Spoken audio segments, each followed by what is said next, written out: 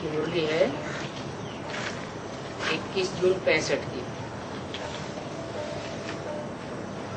Record चला है, भोलेनाथ से निराला कोई और नहीं। ओम शांति।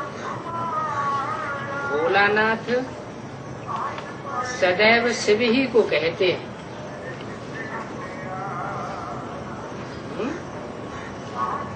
भोलों का नाथ किसे कहा जाता है? जो सदा ही कल्याणकारी है, वो ही भोलानाथ हो सकता है। अगर कभी कल्याणकारी है, कभी शिव है, कभी अशिव है, तो उसे भोलानाथ नहीं कहा जा सकता। शिव शंकर का भेद तो अच्छी रीति समझा है। क्या भेद है? शारीरिक रूप से भेद है या आत्मिक रूप से भेद है? हैं? शिव और शंकर में आत्मा के हिसाब से भेद है या शरीर के हिसाब से भेद है? व्यक्तित्व के हिसाब से भेद है? व्यक्तित्व के हिसाब से भेद है। पर्सनालिटी तो एक ही है। भक्ति मार्ग में भी कहते हैं शिव शंकर पर्सनालिटी से एक है, लेकिन आत्माएं दो अलग अलग है। शंकर को तीसरा नेत्र दिखाया जाता है। वो तीसरा नेत्र कौन सा नेत्र कहा जाता है? शिव नेत्र। वो शिव नेत्र हमारी तुम्हारी आंखों की तरह सीधा सीधा ऐसा नहीं होता है। कैसा होता है? नहीं, खड़ा हुआ।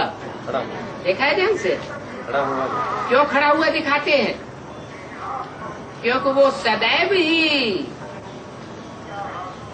24 आवर्स आत्मिक स्टेज में खड़ा रहता है। कौन? शिव या शंकर? शिव नेत्र। बाकी सभी देवताओं को अपने अपने नेत्र होते हैं। ब्रह्मा को भी अपने नेत्र हैं, विष्णु को भी अपने नेत्र हैं, ऐसे ही शंकर को भी अपने नेत्र हैं। लेकिन वो सदैव खड़े हुए नहीं है। माने आत्मिक स्थिति में लगातार कोई खड़ा रह सके, वो सदा काल कोई नहीं होता। एक शिव नेत्र ही है। तो ये पहला भेद ये हुआ कि शिव आत्मिक स्टेज में रहने वाला है सदा काल, इसलिए सदा शिव कहा जाता है। और जो भी देवताएं हैं वो सदा शिव नहीं हो सकते। कुछ न कुछ भेद होगा। लेकिन एक देवता ऐसा है जो पूरा तादाद में शिव के साथ स्थापन कर लेता है। ऐसा पुरुषार्थ करता है। पुरुषार्थ कौन सा है? देवताएं कौन सा पुरुषार्थ करते होंगे? अच्छा, असुर कौन सा पुरुषार्थ करते होंगे? चाहे देवता हो चाहे असुर हो, सबने एक परमात्मा को याद करने का ही पुरुषार्थ किया है। आत्मिक स्थिति में रहते हुए उस परमात्मा को सभी ने याद किया है। ये तपस्या तो सभी ने की है। तो ये जो तपस्या है, उस तपस्या में एक मूर्ति 33 करोड़ देवताओं के बीच में सबसे तीखी जाती है। कौन सी मूर्ति? शंकर की मूर्ति। इसलिए शिव और ब्रह्मा को मिला के एक नहीं कर दिया, शिव और विष्णु को मिला के एक नहीं कर दिया। किसको मिला के एक कर दिया? शिव और शंकर को मिला के एक कर दिया। तो जरूर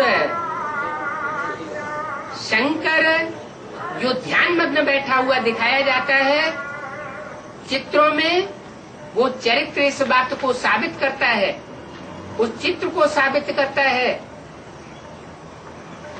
कि तादात्म्य स्थापन किया है। शंकर ने शिव के साथ समानता धारण की। इसलिए शिव और शंकर को मिला दिया गया। दुनिया प्रैक्टिकल स्वरूप को मानती है, सिर्फ कहने से सुनने से मानने वाली नहीं है। तो बताया शिव और शंकर का भेद तो अच्छी रीति समझा है। शिवलिंग कहा जाता है, शंकर लिंग नहीं कहा जाता। दूसरे देवता के साथ ऐसे नहीं कहा जाता। ब्रह्मा लिंग, विष्णु लिंग, इसके लिए कहा जाता है शिवलिंग। शंकर लिंग क्यों नहीं कहा जाता? शंकर रात्रि क्यों नहीं कही जाती? शिवरात्रि क्यों कही जाती है? कारण क्या है? कारण तो होगा ना, क्योंकि लिंग जो है वो एक ऐसी इंद्रिय है जो काम विकार की सूचक है, और उस इंद्रिय के ऊपर एक ही सत्ता ऐसी है जो 33 करोड़ देवताओं को जीत पहनाती है। वो कौन सी सत्ता है? शिव। और उन जीत पाने वालों में पहला नंबर किसका है? शंकर का। इसलिए शंकर को इतनी शक्ति दिखाई गई है कि सागर मंथन हुआ तो क्या निकला? हाला हाल विष निकला। कहते हैं ना, विषय विकार मिटाओ। उस हाला हाल विष को उसने पी लिया। और देवताओं में इतनी ताकत नहीं थी कि उस ग्लानि के विष को, उस विषय विकार के विष को पी जाता, और पीने के बाद भी अपनी सत्ता को अक्षुण्ण बना के रखता। बड़े बड़े पुरुषार्थ करने वाले बड़े बड़े तपस्वी हुए हैं, सब डाउन होते चले गए। माया किसी को छोड़ती नहीं है। इंद्रिय जीते जगत जीत कहा जाता है। नेपोलियन हो, चाहे मुसोलिनी हो, चाहे कोई भी हो, दुनिया का कितना भी इस हिस्ट्री का बड़े से बड़ा सम्राट क्यों न हो, उसने अगर अपनी इंद्रियों को जीतने का पुरुषार्थ नहीं किया तो वो विश्व का विजय नहीं कर सकता। एक शंकर के लिए ये गाया हुआ है, क्या क्या? विश्वनाथ, जिसकी यादगार में आज भी झंडारोहण करते हैं तो क्या गाते हैं? क्या गाते हैं? विश्व विजय करके दिखलावे। झंडे में 3 कपड़े होते हैं। ये भारत का ही झंडा है, जिसमें नीचे हरा रंग दिखाया जाता है,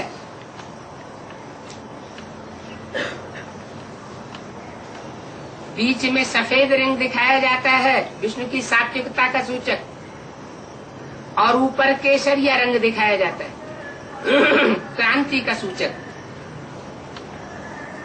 तो योग बल के आधार पर ऐसी समूची क्रांति की जाती है सारे विश्व में कि सारे विश्व की सत्ता उसे एक देवता के हाथ में आती है। बाकी कपड़े का झंडा कभी विश्व विजय करके नहीं दिखलावेगा। जरूर कोई ऐसी 3 हस्तियां हुई हैं इस सृष्टि पर पहले कभी, खासकर भारत में, जिन्होंने सारे विश्व के ऊपर योग बल से विजय प्राप्त की थी। तो बताया कि बच्चों ने शिव शंकर का भेद तो अच्छी रीति समझा है। क्या भेद है? शंकर को राजयोगी के रूप में दिखाया जाता है। क्या कहते हैं? योगेश्वर, योगियों का ईश्वर, कंट्रोलर।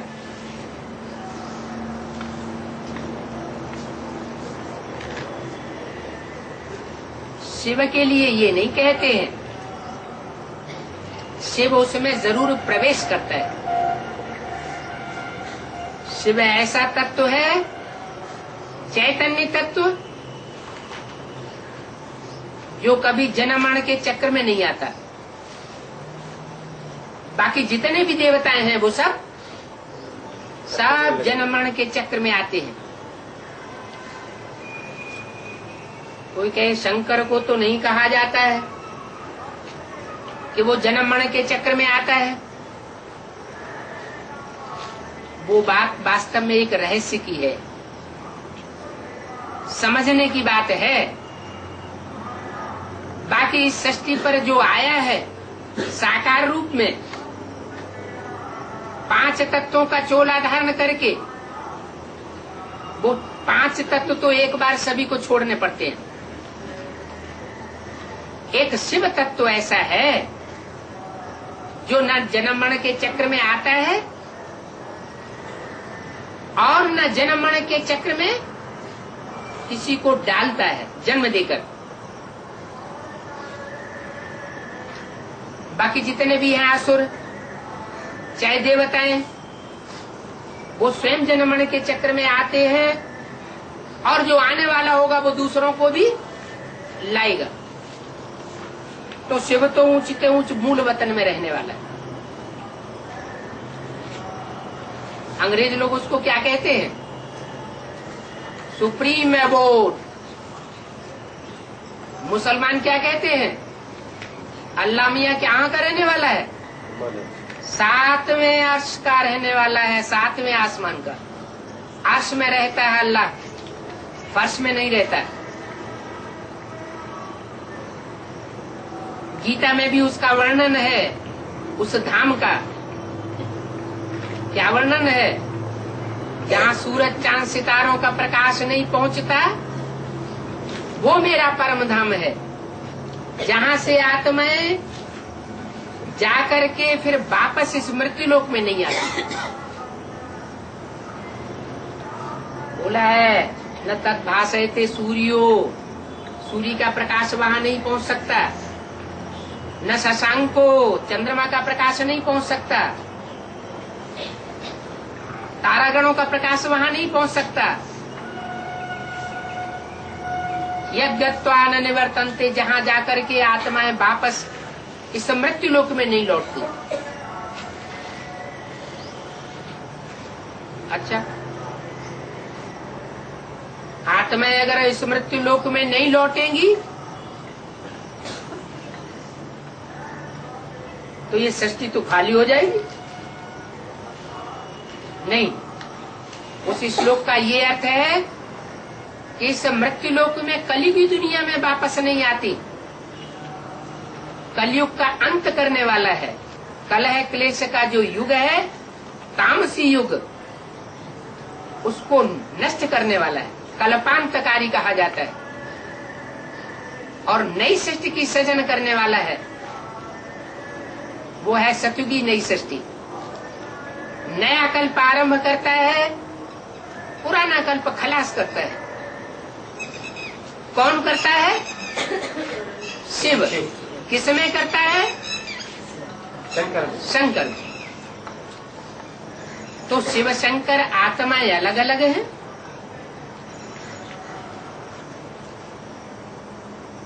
वो चैतन्य शक्ति है आत्मा। उसके मुकाबले आज की दुनिया का जो विश्लेषण करने वाले वैज्ञानिक हैं, वो उसे नाम देते हैं एटम। आटम क्या नाम देते हैं? एटम। वो जड़ तत्व है, वो जड़त्व का विश्लेषण करते हैं। उन्हें उस चैतन्य का पता नहीं है। तो एटम और आत्मा, ये दो शक्तियां हैं। एटम 5 तत्वों से संबंधित चीज है और आत्मा 5 तत्वों से बिल्कुल परे की चीज है। आत्मा का कंसंट्रेशन करके करना सीख लिया तो बहुत बड़ी शक्ति हासिल हो सकती है। दोनों का रूप एक ही है। एटम भी अणु है, आत्मा भी अणु है। गीता में भी कहा गया है अनुस्मरेत यः। योगी लोग जिसे अणु के रूप में स्मरण करते हैं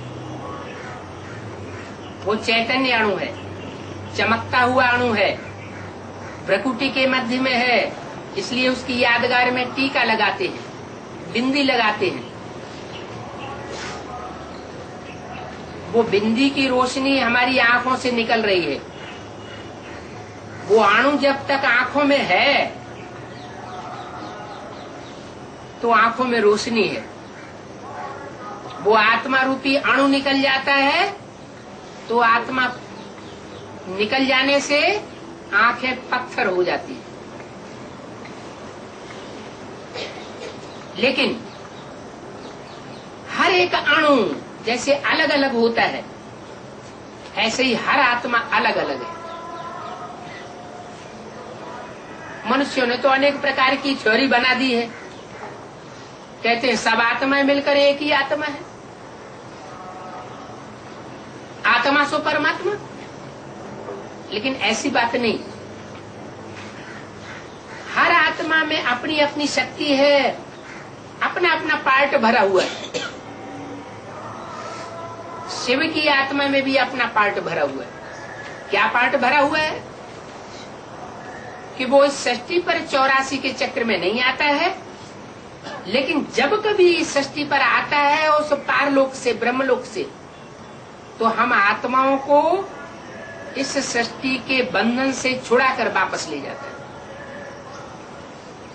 इस दुनिया के बंधन से छुड़ाने का काम है उसका, जिसको कहते हैं मुक्ति। इसलिए कहा शिव तो ऊंचते ऊंच मूल वतन का रहने वाला है।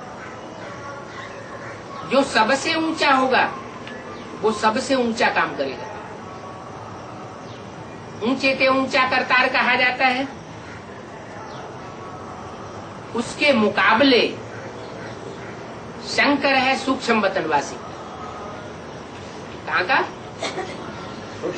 वो मूल वतन का सदैव का रहने वाला नहीं है। सूक्ष्म वतन में भी 33 करोड़ देवताओं में सबसे ऊंची स्टेज है शंकर की। उनको परमपिता कैसे कह सकते? माने शंकर को परमपिता नहीं कह सकते, जगत पिता कह सकते हैं। क्या?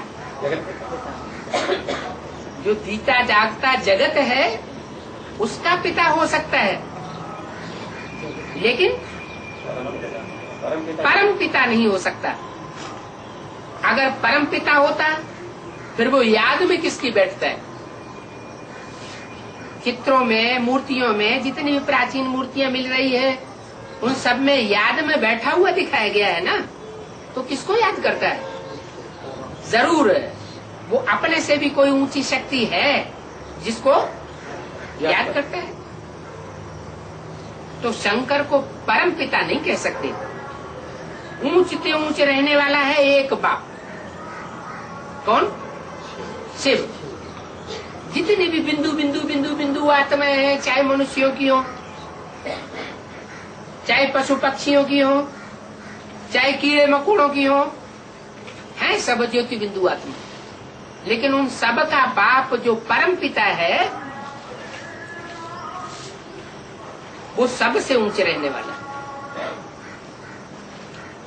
माने ब्रह्मलोक में भी रहने की कैटेगरीज हैं, वो सबसे ऊंचे रहने वाला है। फिर दूसरे तबक्के में है ये 3 देवताएं,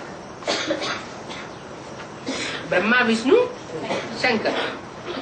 तो बाप ऊंचते ऊंचे निराकार, शंकर है आकारी और शिव है भोलानाथ। क्या कहा? शिव भोलानाथ है, लेकिन जब भक्ति मार्ग वाले भक्त गायन करते हैं तो क्या कहते हैं?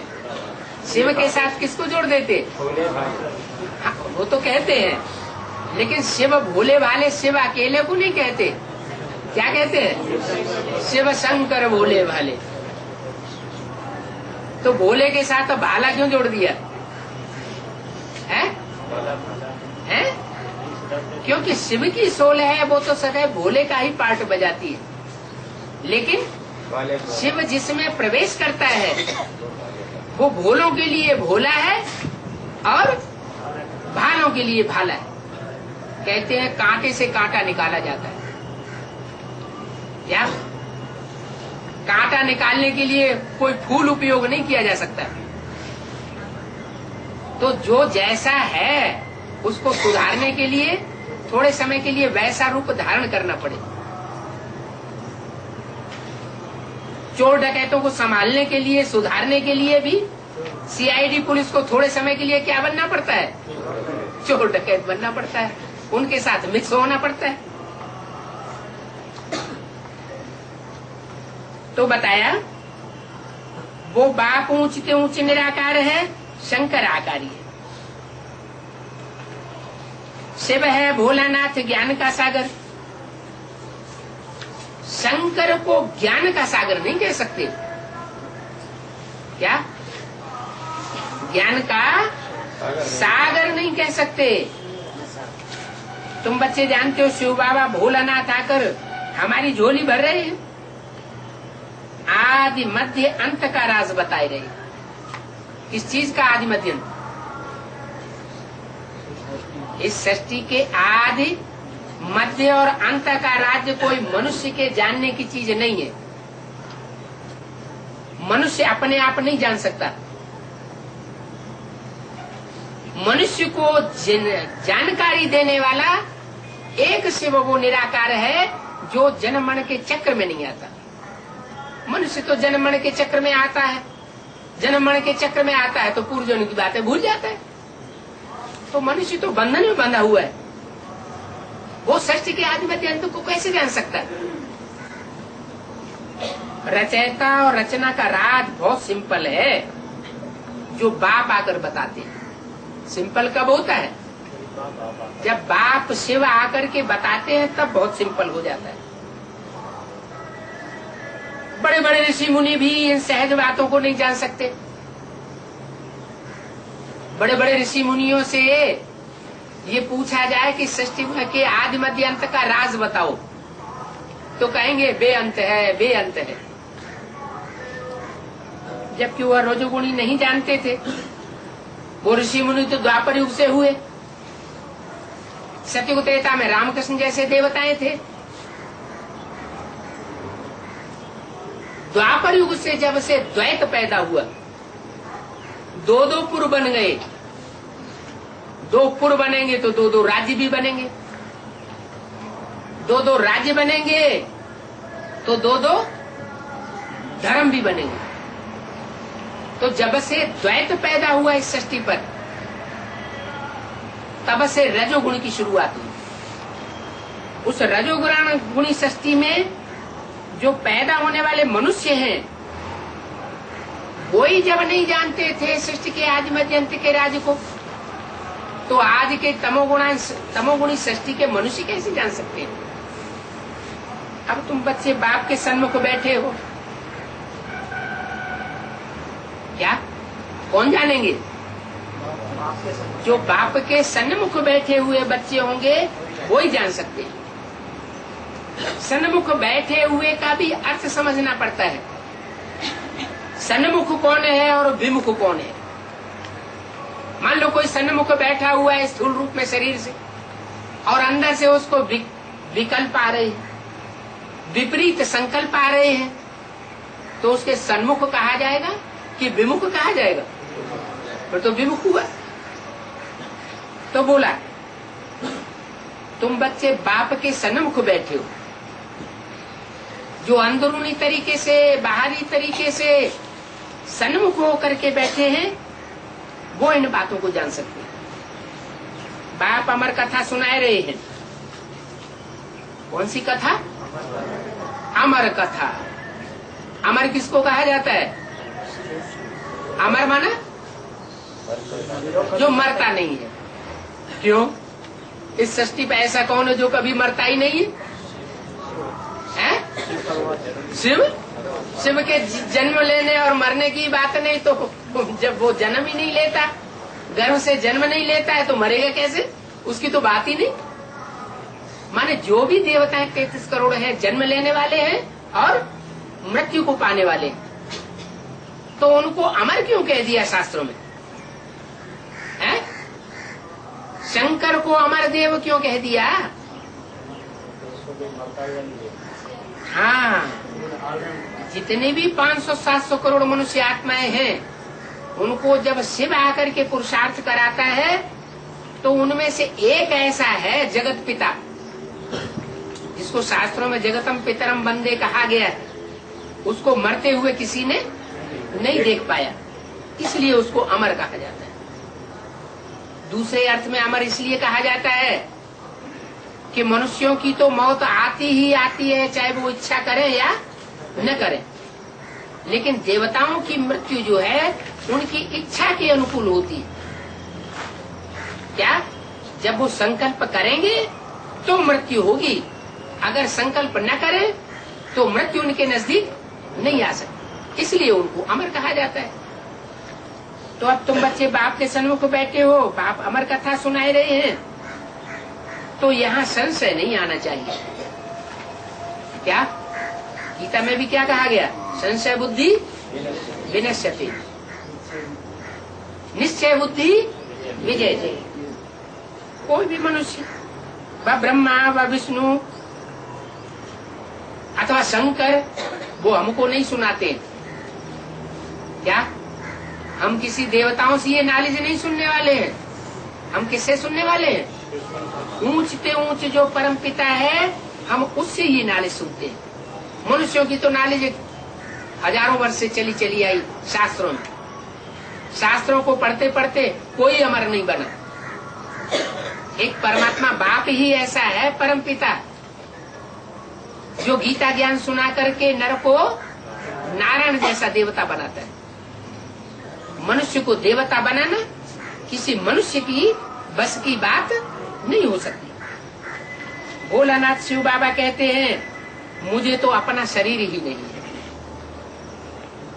क्या? उनका रोना क्या है? उनका रोना है मुझे अपना शरीर नहीं है। तो क्या करता हूँ? गीता में भी लिखा है, प्रवेश तुम, मैं प्रवेश करने योग्य हूँ, मैं प्रवेश कर सकता हूँ। जैसे भूत प्रेत प्रवेश कर जाते हैं, उनको तो अपना सूक्ष्म शरीर होता है, लेकिन परमात्मा शिव को अपना सूक्ष्म शरीर भी नहीं तो स्थूल शरीर भी नहीं, लेकिन प्रवेश कर सकता है। मैं निराकार हूँ। क्या? मेरी सदैव निराकारी स्टेज रहती है। मैं देह के भाने में आने वाला नहीं हूँ। ऐसे नहीं कि कर्मेंद्रियां मेरे को अपने बंधन में बांध लेंगी। ये साकार देह मेरी मन बुद्धि को अपने बंधन में नहीं बांध सकती। पूजा भी मुझे निराकार की ही होती है। क्या कहा? पूजा भी कब होती है? जब मेरा निराकारी स्वरूप संसार में प्रत्यक्ष होता है तो पूजा होती है। कोई भी देवताओं की, देवियों की पूजा का आधार क्या है? जरूर उन्होंने प्रैक्टिस करके निराकारी स्टेज बनाई है, आत्मिक स्टेज बनाई है। वो आत्मिक स्टेज के आधार पर उनकी पूजा होती है। जितनी जितनी निराकारी स्टेज बनेगी, साकार इंद्रियों के भान से परे होते जाएंगे तो उनकी इंद्रियां पूजी जाएंगी। अगर साकार इंद्रियों के भान से परे नहीं होते देवताएं तो उनकी पूजा नहीं हो सकती। शिव जयंती भी होती है। क्या? शिव जयंती भी होती है। इसका मतलब क्या हुआ? जन्म जयंती किसकी होगी? जो जन्म लेगा उसकी जयंती होगी। जन्म नहीं लेगा तो जयंती कहाँ से होगी? जन्म दिवस कैसे मनाया जाएगा? तो वो तो गर्भ से जन्म लेता ही नहीं, तो जयंती कैसे?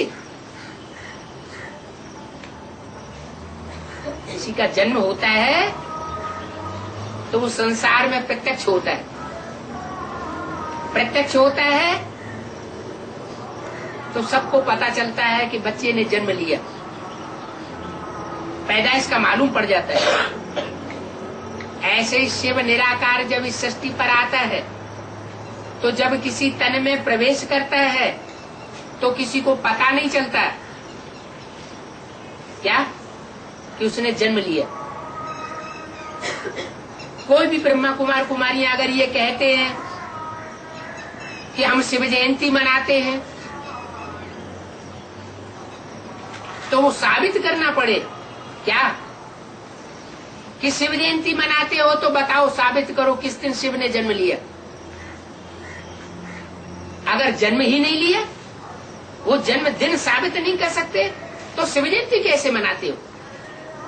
जैसे दुनिया वाले मनाते चले आ रहे हैं परंपरा मुआफिक, ऐसे ही तुम मनाते हो। तो असली शिव जयंती कब कहें? जब दुनिया वालों को ये पता लग जाए कि शिव इस सृष्टि पर अमुक तन में आया हुआ है।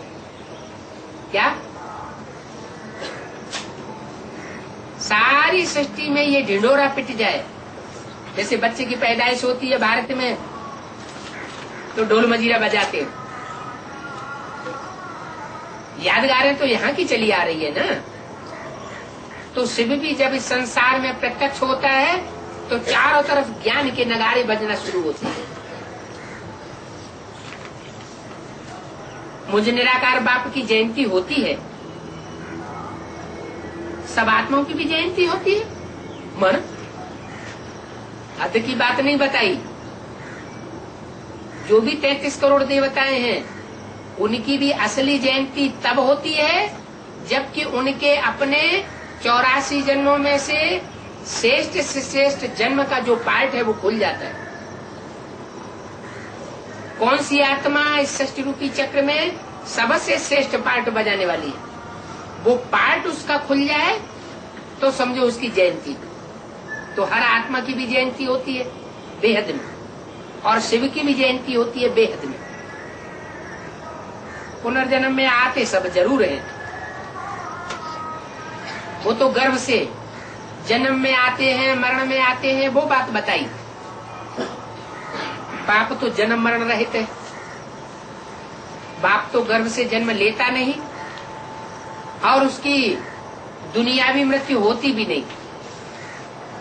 वो भोलानाथ है, जरूर आकर सभी की झोली भरेंगे।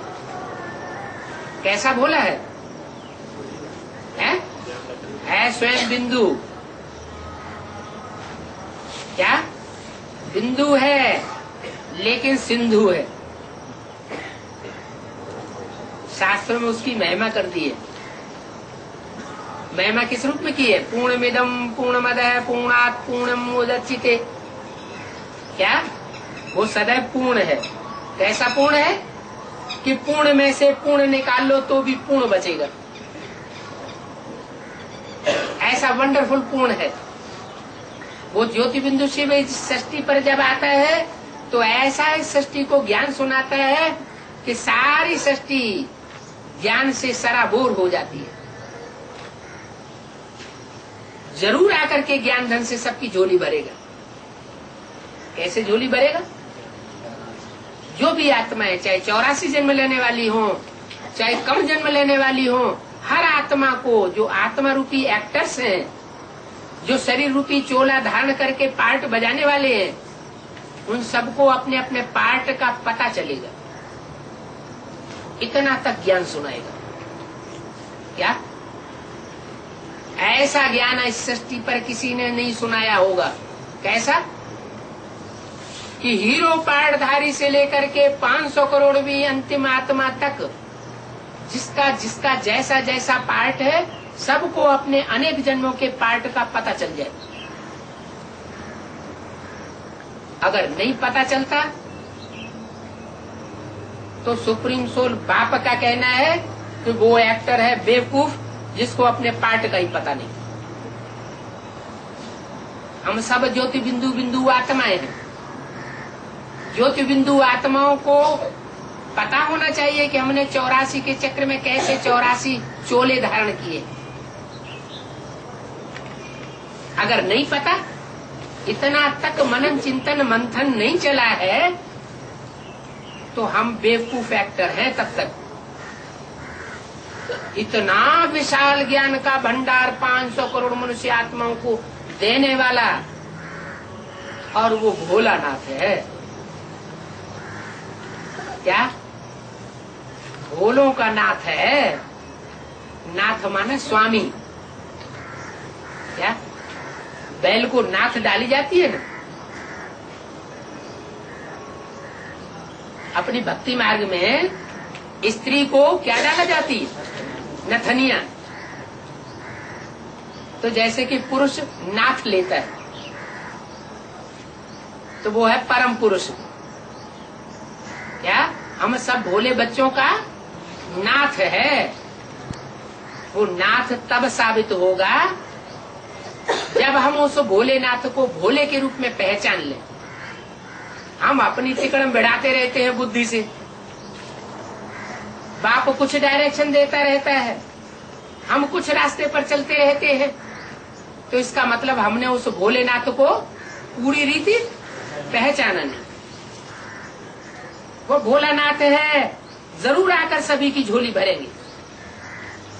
ये बुद्धि रूपी झोली सबकी एक दिन भर जाएगी।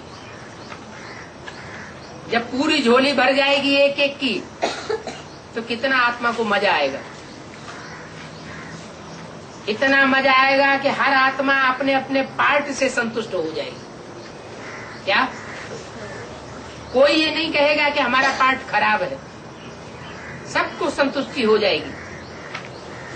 कैसे भरेगा वो झोली? ये तुम बच्चे जान सकते हो। क्या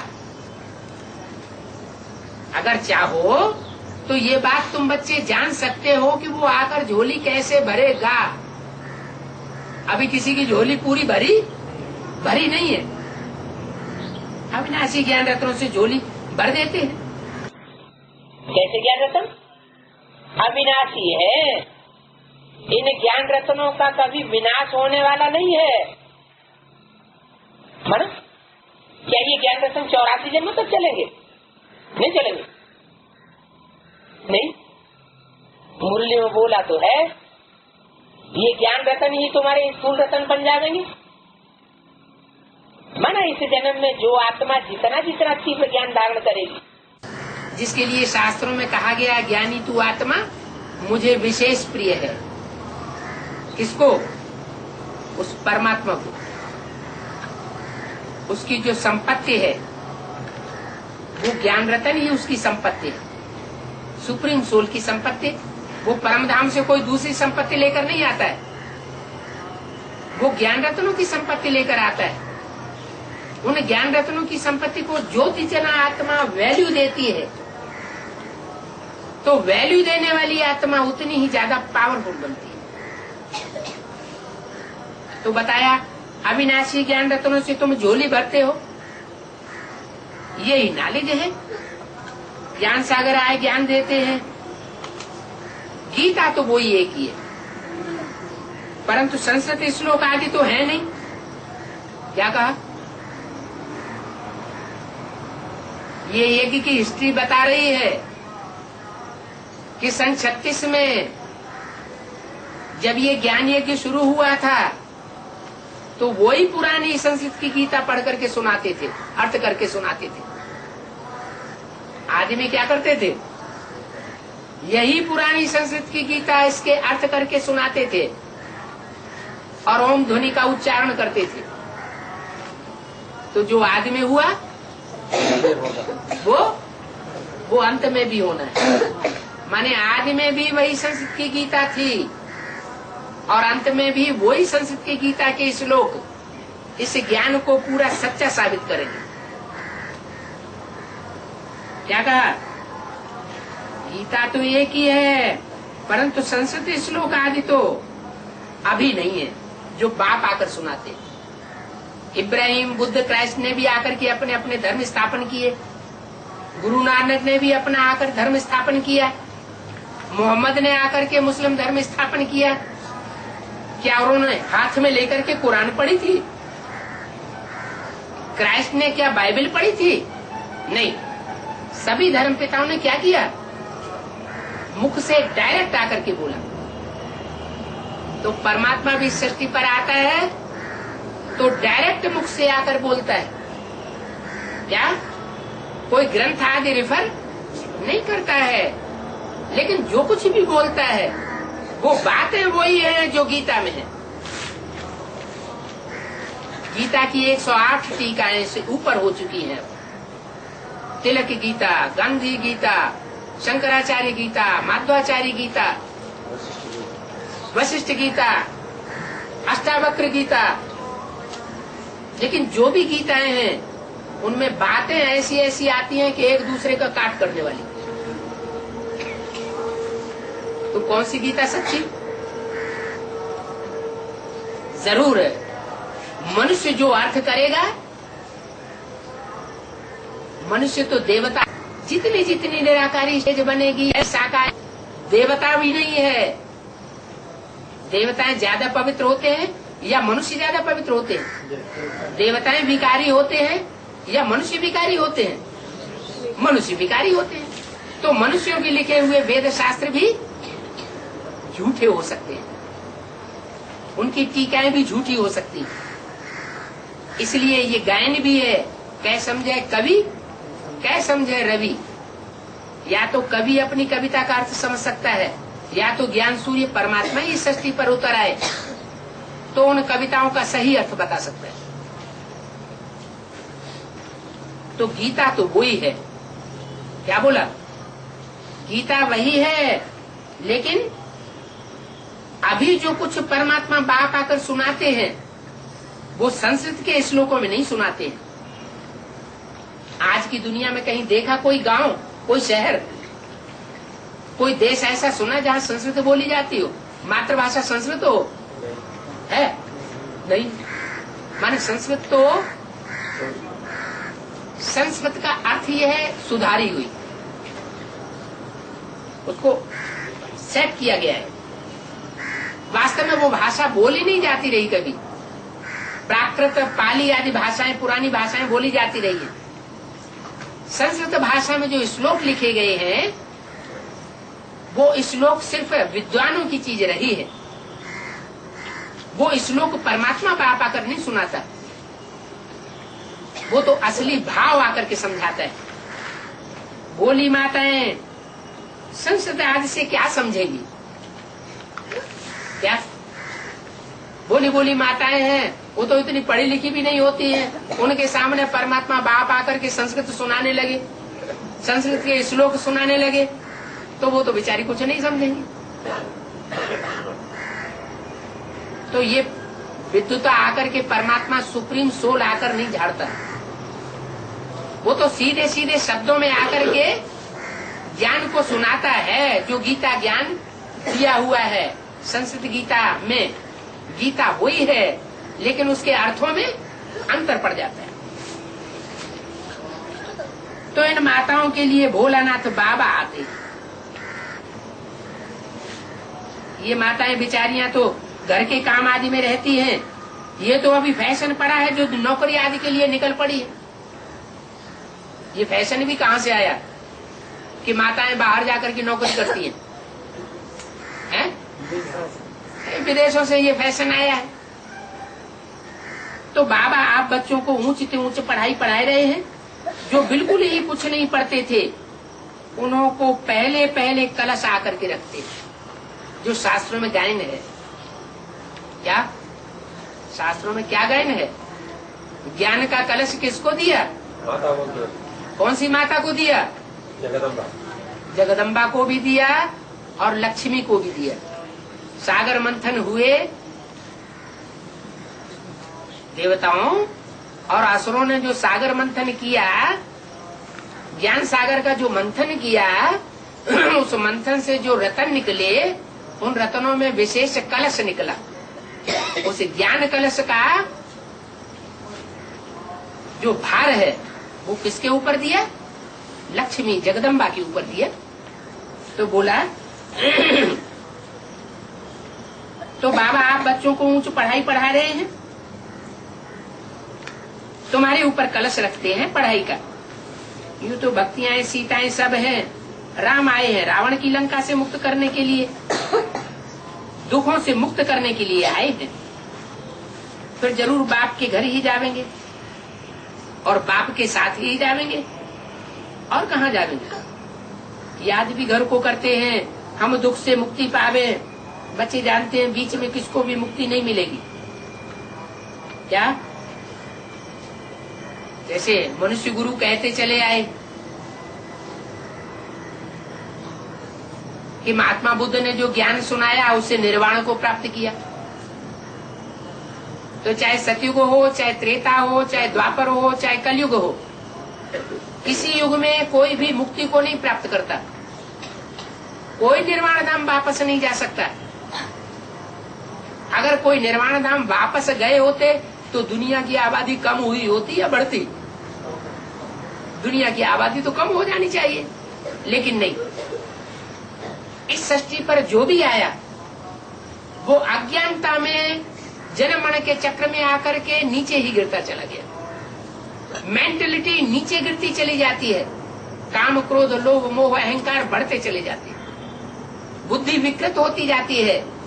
कलयुग के अंत में जब पूरी ही बुद्धि विकृत हो जाती है, मनुष्य की बुद्धि कौड़ी मिसल हो जाती है। कौड़ी की शेप के मिसल बुद्धि ऐसी बन जाती है जिसमें और कुछ याद नहीं आता सिवाय विकृतियों की। तब परमात्मा आकर के वो ज्ञान देता है जो उस कौड़ी जैसी बुद्धि को हीरे जैसा बनाता है। तो हीरे जैसा बनाने वाला, कौड़ी लेने वाला और क्या देने वाला, हीरा जैसा देने वाला, वो एक भोलानाथ इस सृष्टि पर आया हुआ है। सबको तमो प्रधान से सतो प्रधान बनाता है। मुख्य जो फाउंडेशन थुर है इस सृष्टि का, वो सड़ जाता है। गीता में भी सृष्टि वृक्ष बताया हुआ है। क्या ये सृष्टि वृक्ष ऐसा है जिसकी मूल जड़ सड़ गई है, देवी देवता सनातन धर्म की।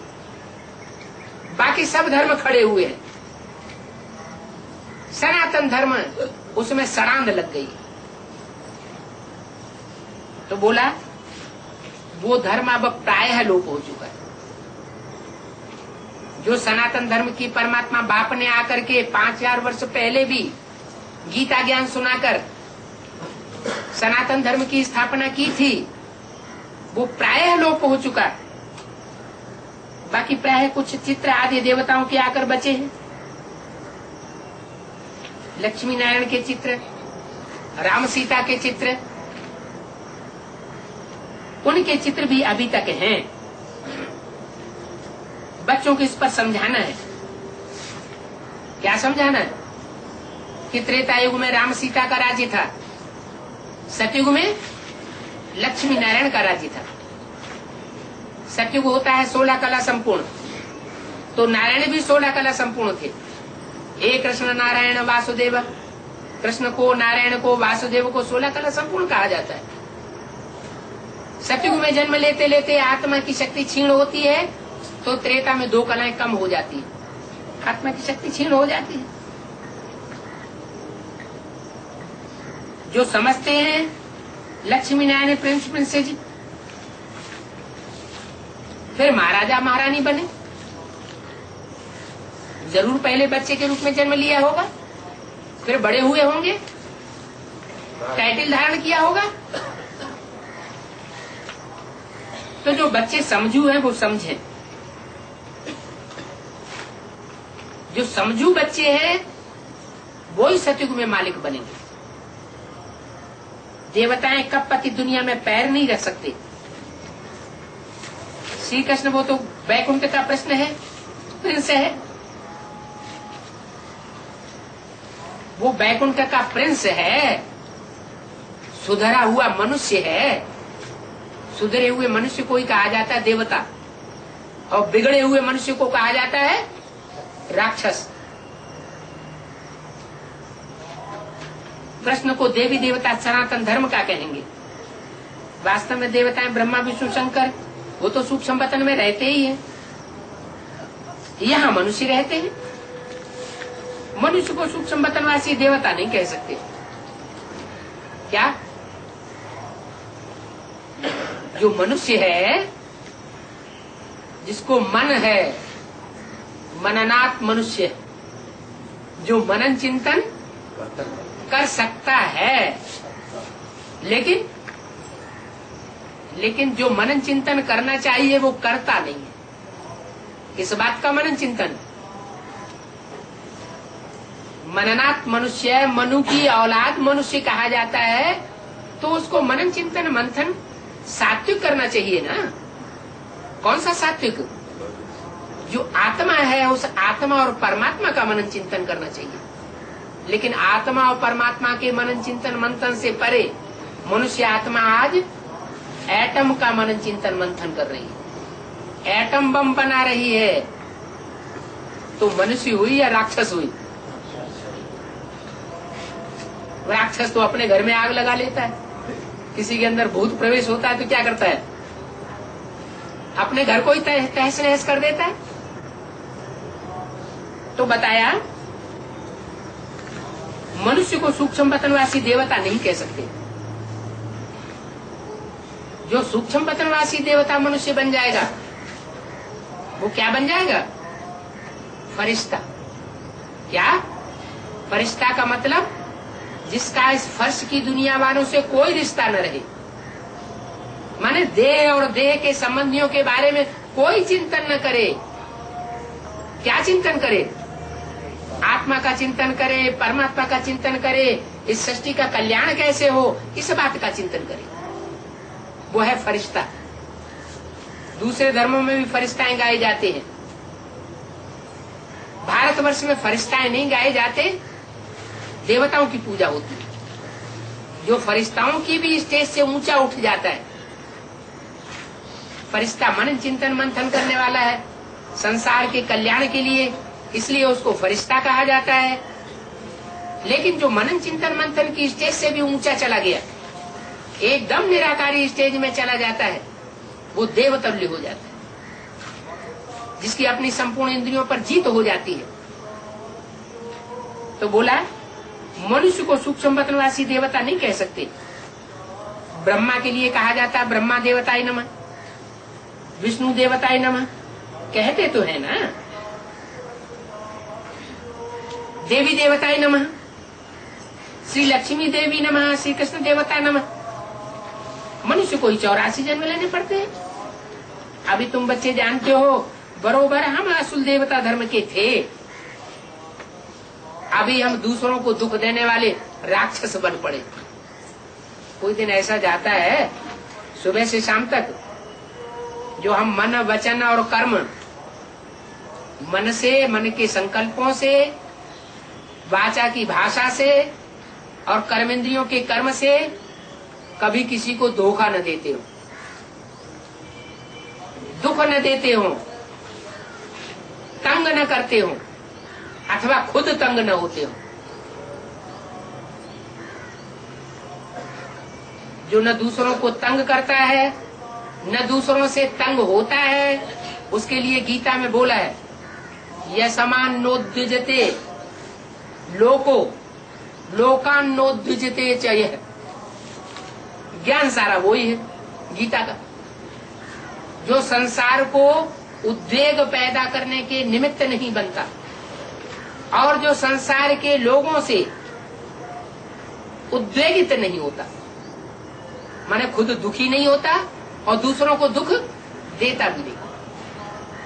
बाबा भी हमको क्या सिखाते हैं, कैसी स्टेज धारण करनी है, न दुख लेना है और न दुख देना है। तो तुम बच्चे जानते हो हमारा धर्म बहुत सुख देने वाला है। क्या? इब्राहिम, बुद्ध, क्राइस्ट, गुरु नानक का जो धर्म है वो मानवीय धर्म है, मनुष्य के द्वारा स्थापन किया हुआ धर्म है। लेकिन हमारा जो धर्म है, जो निराकार परमपिता परमात्मा इस सृष्टि पर आकर स्थापन करते हैं, वो बहुत सुख देने वाला है।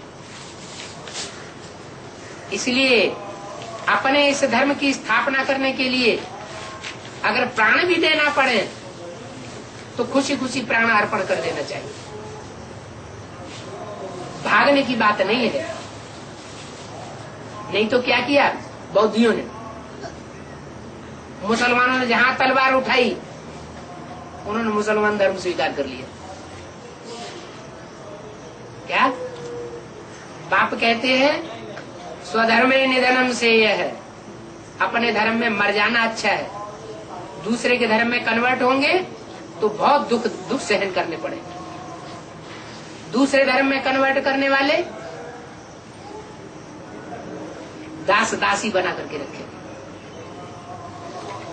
क्या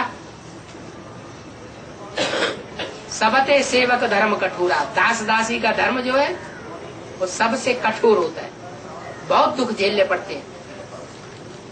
तो ये कोई कह न सके कि हम इस धर्म में क्यों आ गए, हम देवी देवता सनातन धर्म में क्यों नहीं हुए, क्यों नहीं कह सके हैं? बिच्छू कभी कहेगा कि हमें डंक मारना अच्छा नहीं लगता है? उसका तो धर्म है, वो कोमल देखेगा तो डंक मार देगा। तो जो जिस धर्म का है उसको वो अपना धर्म प्यारा लगता है, अपनी ही धारणा में वो खुश रहता है। तो इसलिए ये कोई नहीं कह सकता कि हम उस धर्म में क्यों नहीं हुए। अरे ये तो जानते हो ना, आदि सनातन देवी देवता धर्म आदि में था। क्या इब्राहिम बुद्ध क्राइस्ट से पहले धर्म था कि नहीं था? है?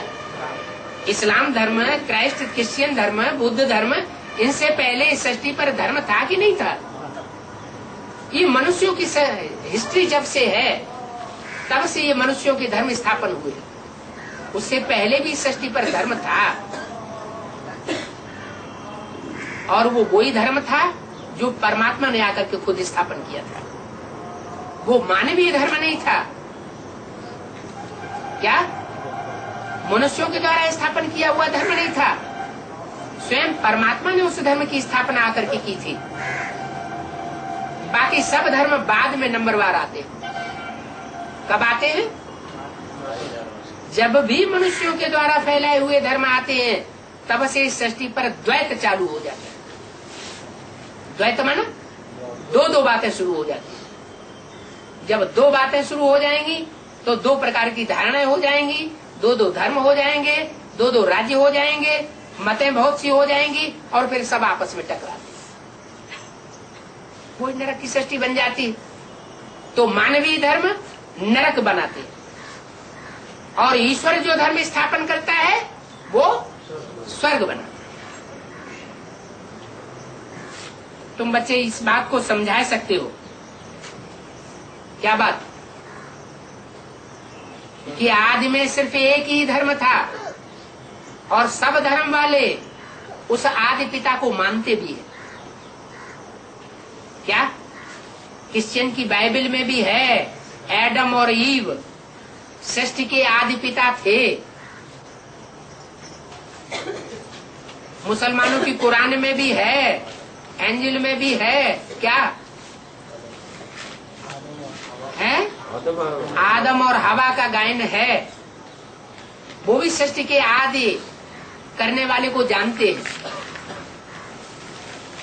तो जो सृष्टि को आदि करने वाला था उसके बारे में जितनी लंबी चौड़ी हिस्ट्री भारतीय साहित्य में मिलती है उतनी और किसी धर्म ग्रंथों में नहीं मिलती। तो तुम बच्चे ये बातें समझा सकते हो, ये अनादि बना बनाया खेल है, इसमें फिर से सतयुग होगा। क्या ये ऐसा अनादि बनाया हुआ सृष्टि रूपी खेल है? सृष्टि अनादि है, इसकी कभी आदि नहीं होती, इसका कभी अंत नहीं होता। ये चार युगों का चक्र यूं ही फिरता रहता है, सतयुग, त्रेता, द्वापर, कलयुग। जैसे मनुष्य आत्मा, जन्म लेती है, बचपन आता है, जवानी आती है, बुढ़ापा आता है, फिर मृत्यु होती है, फिर जन्म होता है। तो जैसे ये चक्र चलता रहता है वैसे ही सृष्टि का भी चक्र चलता रहता है। तो इसमें फिर से सतयुग होगा। भारत में ही सतयुग होता है। सबसे ज्यादा झूठखंड कौन सा देश बनता है? भारत ही झूठखंड बनता है। अभी विदेशी लोग भारत में आते हैं तो तुरंत भागने की कोशिश करते हैं यहाँ से। क्यों? यहाँ जितना झूठापन, चोर डकैत यहाँ देखने में आते हैं, उतना उन्हें संसार में और कहीं देखने में नहीं आते, दूर तक। तो भारत में ही स्वर्ग होता है, भारत में ही रौरव नरक होता है। भारत ही अविनाशी खंड है और धर्मखंड विनाशी है। चाहे क्रिश्चियन धर्मखंड हो, चाहे अरेबियंस मुसलमान धर्मखंड हो, चाहे बौद्धी धर्मखंड तिब्बत चीन जापान हो, वो सब विनाशी। प्रूफ क्या? प्रूफ है 2500 वर्ष की जो हिस्ट्री है, वो हिस्ट्री इस बात का प्रूफ है। ऑस्ट्रेलिया आज से 300 साल पहले मनुष्य के मस्तिष्क पटल पर ऑस्ट्रेलिया का नाम निशान नहीं था। आज से 500 साल पहले अमेरिका का मनुष्य के मस्तिष्क में नाम निशान नहीं था। पहली बार कोलंबस ने उसको इजाद किया। नाव लेकर अचानक अनकाचीते पहुंच गया। देखा तो वहां एंग्लो इंडियंस लोग रहते थे। माने वो लोग भी कहाँ के रहने वाले थे? इंडिया से भटक करके कहीं जहाज में पहुंच गए तो वहीं के वहीं वासी हो गए। उन्हें वापस आने का रास्ता भूल गए। तो सबसे पुराना देश अविनाशी खंड है भारत खंड। यहाँ देवताएं भी होते हैं और वही देवताएं अनेक जन्म लेते लेते जब उनकी आत्मा रूपी बीज कई बार इस सृष्टि पर जन्म मरण के चक्कर में आता है, तो जन्म मरण के चक्र को प्राप्त करते करते एकदम नीचे आत्मा गिर जाती है। विदेशियों की आत्मा इतनी नीचे नहीं गिरती, दूसरे धर्मखंड वालों की आत्मा इतनी नीचे नहीं गिरती जितना भारतवासी नीचे गिरते हैं। ये देवताएं भी थे और आखिरी जन्म में आकर के दैत्य जैसे बन जाते हैं। तो बाप का जन्म भी यहाँ होता है। सुप्रीम सोल बाप भी इसी भूमि पर आता है। जो सबसे गिरा हुआ है, उस सबसे ज्यादा गिरे हुए को उठाने वाला एक परमपिता परमात्मा, वो भी भारत में आता है। उनका दिव्य जन्म है, साधारण जन्म नहीं है। वो नरक को स्वर्ग बनाने वाला है। अभी जो भारत पहले स्वर्ग था सतयुग में, नाम क्या था उसका? सत्ययुग। वही भारत अभी नरक बन पड़ा है। स्वर्ग को याद तो जरूर करते हैं। क्या सभी धर्म वाले स्वर्ग को, जन्नत को, पैराडाइज को याद करते हैं या नहीं करते हैं? याद करते हैं ना? याद करते हैं माने उनकी आत्मा में वो स्वर्ग भोगने के संस्कार हैं। आत्मा ने चाहे क्रिश्चियंस हो चाहे मुसलमान हो, उन्होंने जरूर स्वर्ग भोगा। वो स्वर्ग अब इस सृष्टि पर फिर आने वाला है। नरक को स्वर्ग बनाने वाला वो परमपिता परमात्मा इस सृष्टि पर आया हुआ है। तो कब आते हैं? ये तुम बच्चों को नॉलेज मिली है, दुनिया इन बातों को नहीं जानती। हमें तो शक की कोई बात नहीं कि ये बात ऐसे क्यों है। हमें कोई बात में शक, अनिश्चय पैदा नहीं होता। अगर कोई उल्टे सुल्टे प्रश्न करते हैं तो कहा जाता है कि पहले बाप और वर्षे को याद करो। क्या? ढेर सारे प्रश्नों की डिटेल में उनको ले जाने की जरूरत नहीं है। पहले क्या करो? पहले अपने बाप को पहचानो, और जो बाप सुख शांति का वर्षा देने वाला है, बेहद का बाप, उस वर्षे को पहचाना। अगर इन दो बातों को पहचान लिया तो तुम्हारे सारे प्रश्नों का समाधान स्वतः ही हो जाएगा। ओम शांति।